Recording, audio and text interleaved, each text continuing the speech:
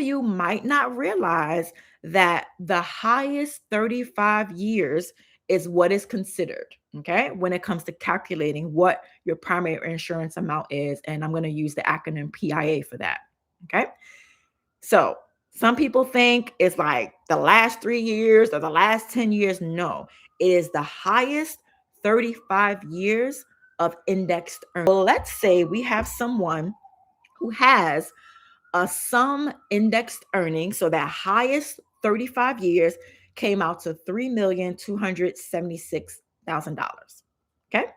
So that person would then be in a position where their average index monthly earnings will be calculated by dividing that by 420, because we're going to divide about 35 years, and their AIME will come out to $7,800.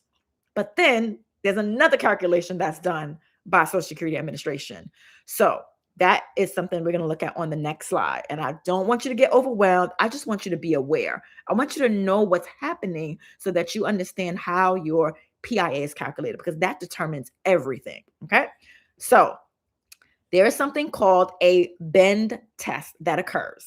They look at different amounts, they do percentages, and at the end, they're able to calculate your PIA based on that. Okay. So for this person, after doing the bend test, their PIA would be $3,233. Okay. Now that is going to be used as we go through the presentation. So again, it is your highest 35 years of earnings.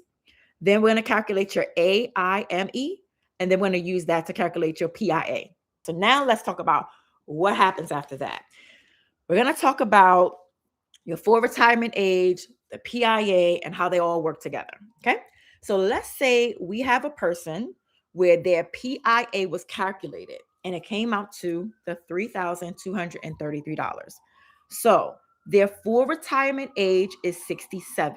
That's why it says FRA. That means at age 67, they would get 100% of their benefits. Now, if they choose to claim earlier, let's say they choose to claim at age 62, they're only going to get 70% of their PIA. So they're going to get the 70% of the 3,233. You can see the number listed there. And if they choose to wait until they turn 70 years old, they're going to get 124% of their PIA. And that calculates to be $4,009. So why is this important? You need to determine if you want to be collecting income as soon as you can, which is age 62, being resolved that you know you're going to get a reduced amount.